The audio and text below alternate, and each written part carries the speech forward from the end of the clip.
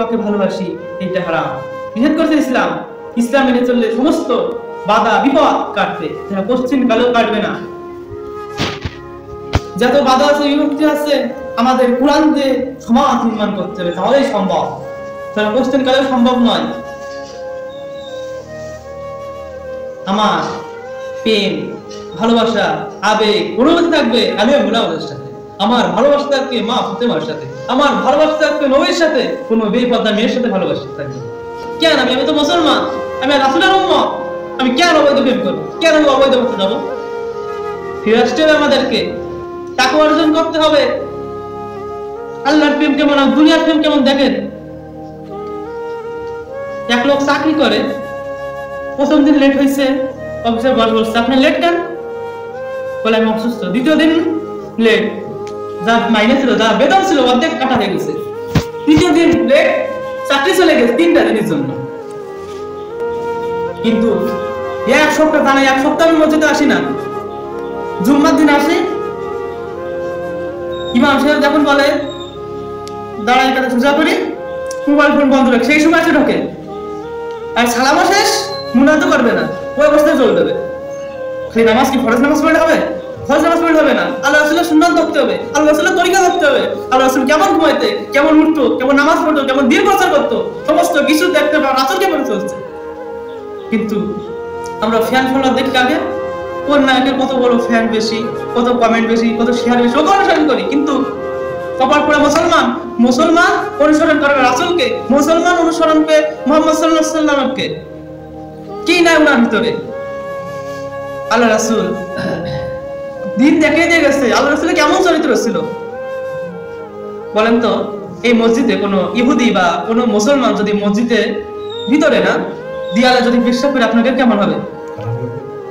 মনে হয় একদম গলা কাটি ফেলে দেয়। কিন্তু মসজিদে নববীর ভিতরে আল্লাহ রাসূল বসা, বড় বড় সাহাবী বসা, ওমর আর বড় বড় সাহাবীরা বসা, জন মসজিদে নববীর ভিতরে পেশাব ফিরে দিলেন। ওমরের চোখ গরম করে, তরবারি বের করা হয়ে গেছে।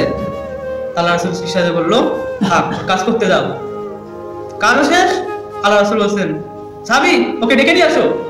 ডেকে নিয়ে আসলো, বলল যুবক তুমি আমাদের এই যেখানে ইবাদত করা হয়, ইবাদতের ঘর, এখানে তো প্রস্তাব করছো কেন? তখন আল্লাহ রাসূল উদাহরণ দিলেন, যদি তোমাদের এদের, তুমি হিন্দু হোক, বৌদ্ধ, খ্রিস্টান হোক, তোমাদের উপাসনালয়ে যদি আমি যদি প্রস্তাব দিতাম তাহলে কেমন লাগতো? যুবক সাথীদের বড় ভালো লাগে ফেলতাম। কিন্তু লাস্টে যে যুবক বললে, তো সাধারণ মানুষ নেই, নিঃসন্দেহে আল্লাহর ওলি, নিঃসন্দেহে নবী, নিঃসন্দেহে রহমত প্রাপ্ত নবী আসে, উযু করে সাথে সাথে এসে পড়ে দিলেন লা ইলাহা ইল্লাল্লাহু মুহাম্মাদুর রাসূলুল্লাহ সাল্লাল্লাহু আলাইহি ওয়াসাল্লাম। রাসূলের চরিত্র কেমন? রাসূলের চরিত্র আমরা দেখেন সমস্ত সংসদে, রাষ্ট্রে, পরিবারে, অর্থনীতি, আপনি যদি রাসূলের সুন্নাত মেনে চলেন, রাসূলের আইন কানুন মেনে চলেন, তাহলে আপনার সমস্ত সমাধান পাবেন। সেজন্য আল্লাহ তাআলা কোরআনে বলেন, লাকাদ কানা লাকুম ফি রাসূলিল্লাহি উসওয়াতুন হাসানাহ, তোমাদের জন্য রয়েছে রাসূলের মধ্যে এক উত্তম আদর্শ। কাদের মধ্যে রয়েছে? এই রাসূলের মধ্যে রয়েছে উত্তম আদর্শ। আবার বললেন ওয়া ইন্নাকা লাকুলুকিল আযীম, হে রাসূল আপনি উত্তম চরিত্রের আদর্শকারী।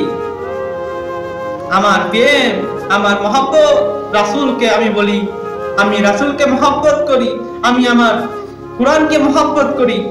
যদি কোরআনকে যদি মহব্বত করতে চাতাম, রাসূলকে যদি মহব্বত করতে চাতাম, রাসূলকে যদি ভালোবাসতাম, তাহলে আমি নিঃসন্দেহে 5 ওয়াক্ত নামাজ পড়তে আসতাম। আল্লাহ রাসূল ভালো মানুষ ছিলেন না খারাপ মানুষ ছিলেন? আল্লাহ রাসূল বেনামাজ ছিলেন, নামাজ ছিলেন? আমি বলি আমি আল্লাহ রাসূলকে মহব্বত করি, আমি আল্লাহ রাসূলকে ভালোবাসি, তাহলে আমি নামাজ পড়লাম না কেন? দেখবেন বছরে যখন ক্রিকেট বা ফুটবল খেলা হয়, যে প্লেয়ার যেরকম কাটিং দেয়, যে প্লেয়ার যেরকম দাড়ি রাখে, পোশাক পরে, ওর ওইরকম আমরা বুঝতে পারি আর্জেন্টিনার প্লেয়ার, ও ব্রাজিলের ভক্ত। কিন্তু এত সুন্দর লেবাস, এত সুন্দর আদর্শ, এত সুন্দর চরিত্র আল্লাহ রাসূলের ভিতর, কিন্তু আমি তাকে ফলো করলাম না।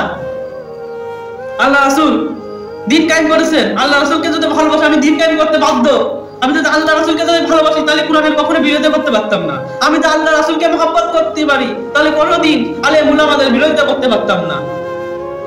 আল্লাহ রাই চাই, সব লোকের শাসন চাই, সব সমস্যার সমাধান দিতে পারে আল কোরআন। আল কোরআন ছাড়া কোনো সমস্যা কিছু সমাধান দিতে পারবে কোনো কেউ দিতে পারবে না, একমাত্র কোরআন।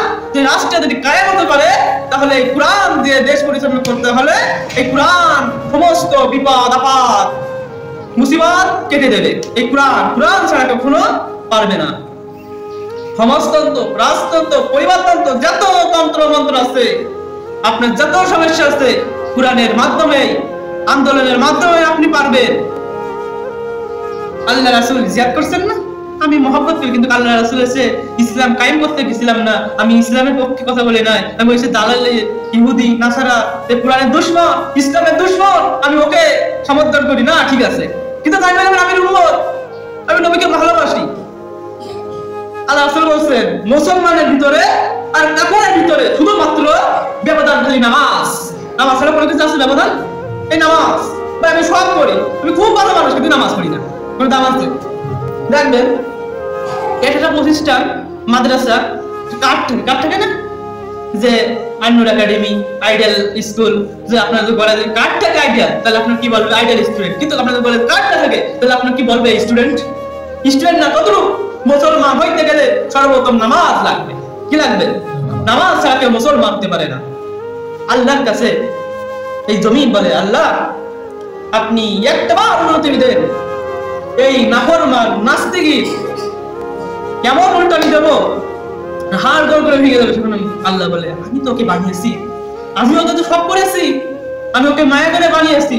সকালে নেই, দুপুরে নেই, বিকেলে নেই, মাগরিবে একসাথে যাবে, কিন্তু নাফরমান বান্দা একবারও যায় না, আল্লাহকে ভুলে গিয়েছে। আল্লাহ বলে, মা কারবাকা, এ বান্দা তুই আমার ভালোবাসা থেকে কেমনে বসে আছিস, আমার সাথে কে বেশি মহব্বত করে? হায় যুবক, কোন পথে চলছো, কার অনুসরণ করছো? তুমি যার সাথে মহব্বত করবে, যার সাথে ভালোবাসা করবে, সে যদি নাস্তিক হয়, ইসলামের দুশমন হয়, কুরআনের দুশমন হয়, ওর সাথে তোমার জাহান্নামে জান্নাত। কিন্তু মুসলমান হইতে হবে আমাদেরকে। মুসলমান হইতে 1 নম্বর সূত্র